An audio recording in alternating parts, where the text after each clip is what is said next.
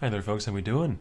Welcome to another episode in a series that I cannot decide the name on, in which I'm going to be going over a bunch of different visual effects, audio effects, and general tips on what to look out for and how to keep yourself alive a little better in hardcore by knowing how and when to spot some very dangerous enemies. Or, they're not all enemies, actually. But very dangerous situations, enemies, things you should be aware of, basically. Boil that all down to a nice snappy title. And leave your title suggestion in the comments below. I'd be interested to hear it, because I haven't come up with a good one yet. But let's get into the meat of the episode here. I am going to be rolling clips over my face talking of the things that you need to look out for so you can see them and or hear them if there's a relevant audio cue, so that you guys have all the information you need in order to avoid dying to these things. The first one, which is one that I'm surprised I didn't get to in episode 1 because it's a big killer, and a lot of people suggested it for the next episode, is a Tormented Martyr. Tormented spirits are moderately dangerous themselves, the little green things that float away from you, try to escape, and scream the whole time while doing it.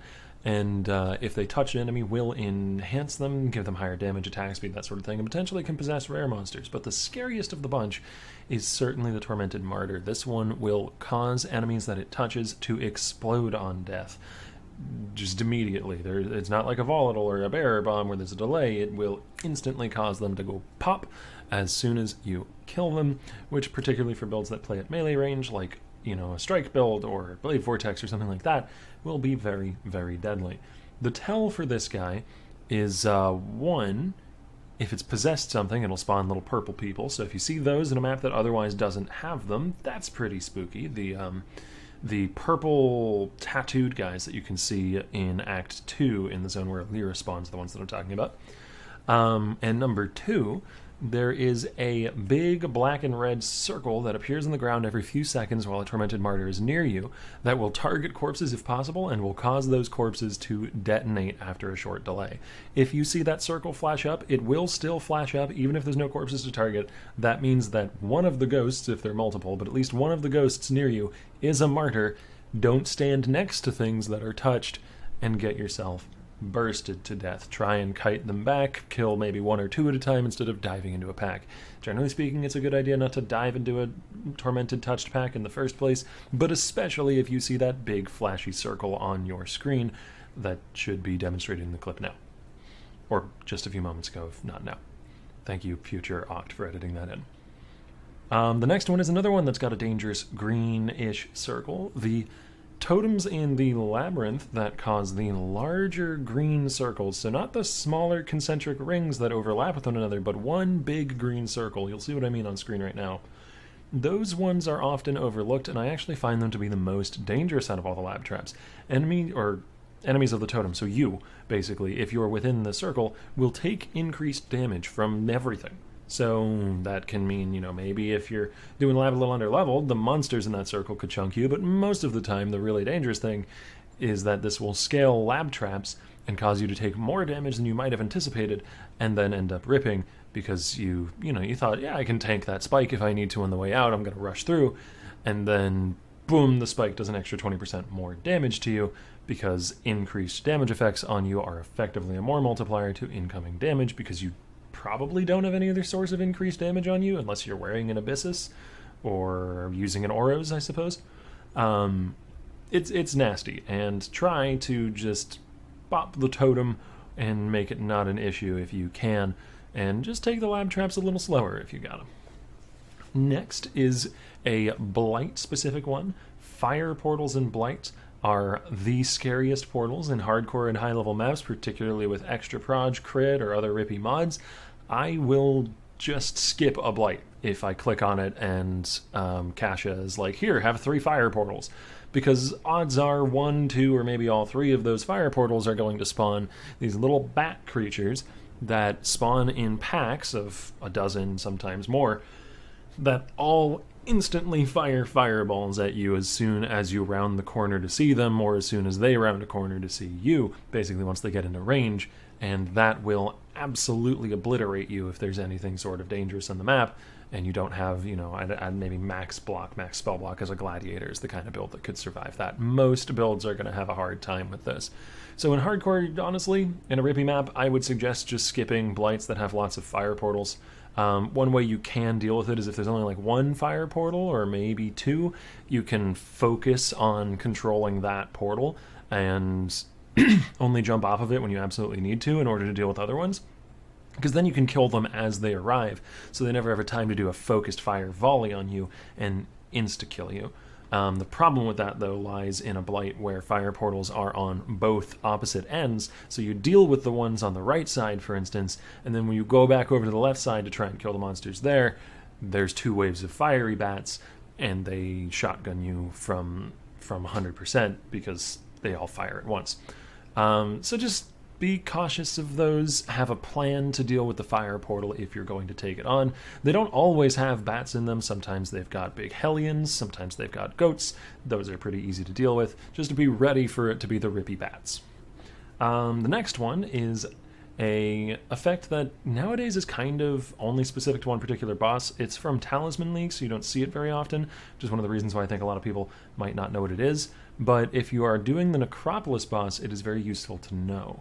There's something called Bonespire Ground, or I don't know what the actual ground effect is called, but it comes from a Bonespire talisman, so I call it Bonespire Ground, and it is spiky black pillars shooting up out of the earth that inflict a damage over time on you that is essentially a bleed. It's a physical damage over time, but it isn't technically a bleed, or at the very least it isn't staunchable. So if you allow that to stack up on you a bunch, it can be very difficult to deal with because a lot of builds don't have good mitigation to physical damage over time, and you don't have a way of cleansing it off. So my suggestion against the Necropolis boss in particular, which is pretty much the only source of this left in the game aside from very, very niche things like Bestiary Notes and Delve, is to have the ability, have some sort of movement skill like Flame Dash or Dash. This can get you out of harm's way because you can just dash off the ground before it's a problem. Or if you don't have that and you only have access to like Shield Charge or something, because he does trap you in there with a cage of bones that you can't use non-blink skills to get out of, so you can't Shield Charge your way out of it. Bring some sort of phasing effect. So have a phasing flask, or have a phase run, or have, I don't know, Cyclone even, I think will allow you to phase straight through it. There's a lot of ways out of it, but it can be dangerous if the stars misalign against you, essentially. One of the other ones that I wanted to mention today is Delve related. We did briefly just touch on that, but it is more general than one specific node. By the way, Bonespire Ground can spawn from Bestiary Delve nodes. Careful of that at deeper depths. Fizz dots scale really nasty with Delve depth. I maybe should have included that in the video, but it's so rare. I guess I'm mentioning it now. I'm not going to be able to find footage of it, though. I'm just not, because first off, you have to find a bestiary node. Second, it has to have the exact right type of beast in it. And third, they have to actually use it on you. So it's not really something that's too much of a worry, but it's there. It's in the game. But yeah, the next thing that's much more relevant to 99% of the player base are the Delve Screamers, the Azurite Screamers. I forget the actual mob name, but you guys probably know what I'm talking about. The ones that will hunker down in their haunches and then just let out a scream that's a cone of damage that seems to just chunk you down to half every single time if you don't notice it and kill them before they get to fire off their animation. And one of the big reasons why this can be so nasty, you can hear my dog shaking his head in the background. Good boy, Oliver. One of the big reasons why this can be so nasty is because a lot of players are lacking in shock removal or shock immunity. And the Screamer damage is partially converted to lightning with a pretty high shock chance. And because it's multiple rapid hits in succession, that is a very nasty combo. The first scream will often cause you to be shocked for a moderate amount, say like 4% increased damage taken or 5%, and then that will multiply the damage of the next scream, which will then be capable of applying an even larger shock to you, and your health will go away. So yeah, shock immunity is one of the better tools you can get for this. If you're going to do any amount of deep delving, at the very least a grounding flask is a necessity, if not pure element immunity, or at the very least shock immunity itself. That is about it for today's episode, though. I have some more that will be coming in the next episode. I want to do a fully boss-focused one.